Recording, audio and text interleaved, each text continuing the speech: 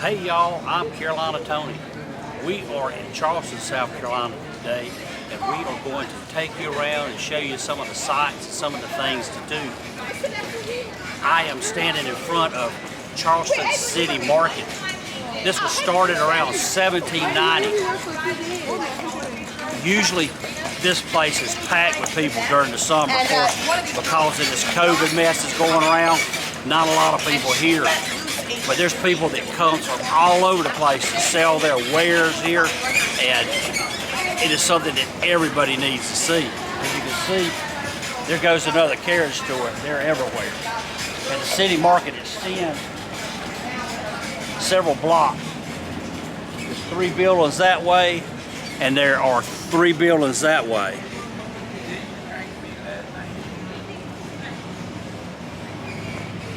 And we are going to take you all over the place. But right after this station identification.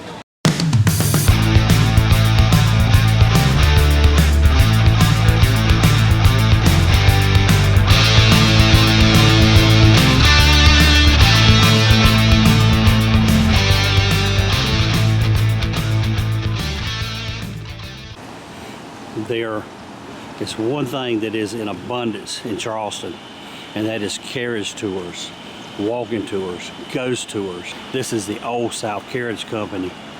As you can see, that draft horse over there is already hooked up to a wagon, and he is ready to go. Here is another carriage tour, waiting their turn to load up with passengers and go about the town and give an informative talk. Okay, this powder magazine is 307 years old.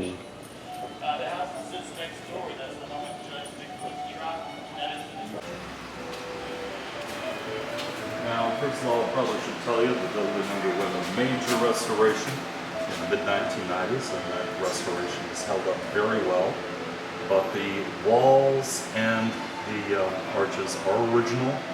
And you'll note in a couple different places this is largely a brick structure. The pattern for the reading would be to start over here under Queen Anne and work your way clockwise around the room. Obviously, you can look at these in any way you like. And of course, this is greedy on my part, but I always like to get some questions. Okay, we are in the powder magazine. This is the oldest restoration project in Charleston, and there are different types of artifacts to look at that they have found here on site.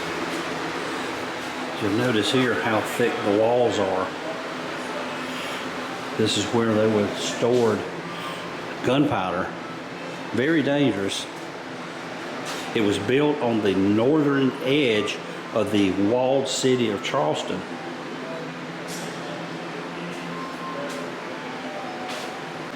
The powder magazine would have been right there. And they have redone the stucco inside, but this is what it would have looked like originally. That is original brick, as well as the iron. All right, this, as I said, was the old powder magazine. Pretty cool, huh? Well, over my shoulder, you see St. Peter's Church, which is just a short walk from here. Let's go take a look.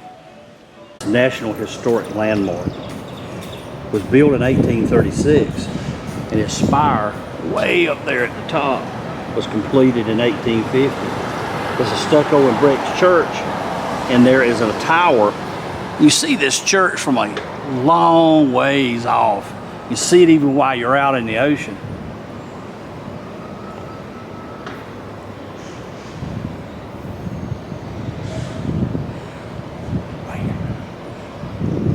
Right after Hurricane Hugo, we came down to help out in the city.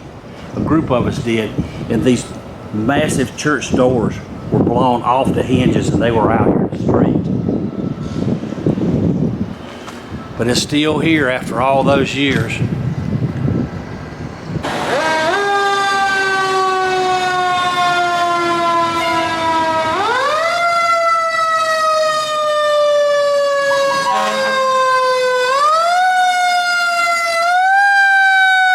This is known as Centennial Fire Station. It was built in 1887.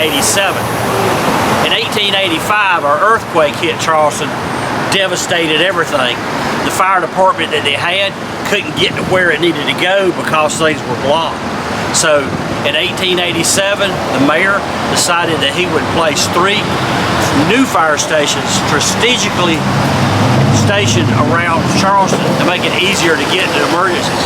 And this one is known as Centennial.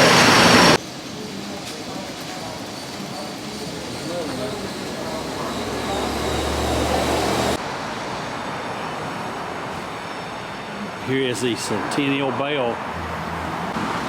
This is a artesian well, one of several that was about the city in the 19th century to provide drinking water for the residents. Here's something you might find pretty interesting. This rock or stone right on the sidewalk over here. And you want to know, why is it there? For buggies. Buggies would come along, step up on a stone, easier to get in a buggy. How about that? This is called the Circular Congregation Church, and the building is circular, and not only is the building circular, so is the graveyard as well. And it's been here since 1681. This is called the Parish House. It was designed by America's first professionally trained architect, Robert Mills, also the designer of the Washington Monument. In this churchyard is buried Josiah Flagg, 1763 to 1816, first native-born American to make dentistry his life's work. And there are graves everywhere. Look at these strange faces. It's beginning to rain a little bit, so hopefully, oh, look at here, here's one. Look at this, a skull with wings. Apparently this seems to be a popular thing to have on your slate tombstone, a skull with wings.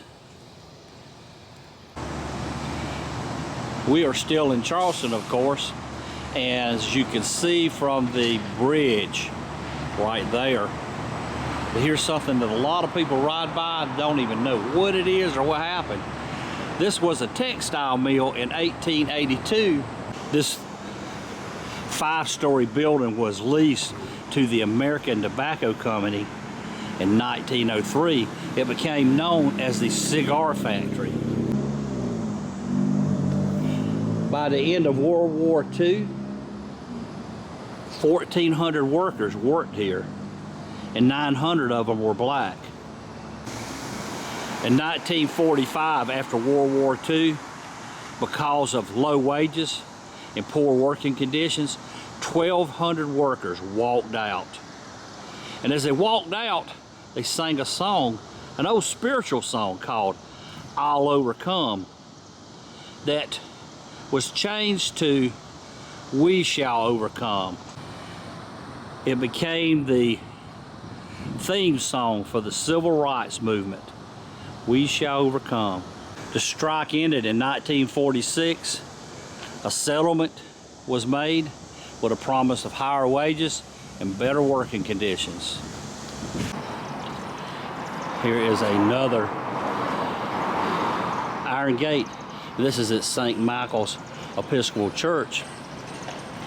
My wife actually has a pair of earrings fashioned after this gate. Look at the ironwork, and from that very top part you can see, I don't want anybody crawling over my fence. Alright, we are at the Miles Bruton house. This was built somewhere around 1765. It's been in the same family ever since then. was once British headquarters and was also once the federal headquarters right here in downtown Charleston. We're going to bring this video to an end. I hope you have enjoyed all of the great points and stopping places around Charleston. If you did, be sure to give them a big old thumbs up. Be sure to tell your family and friends. Please share on your social media. But until next time, y'all have a good day.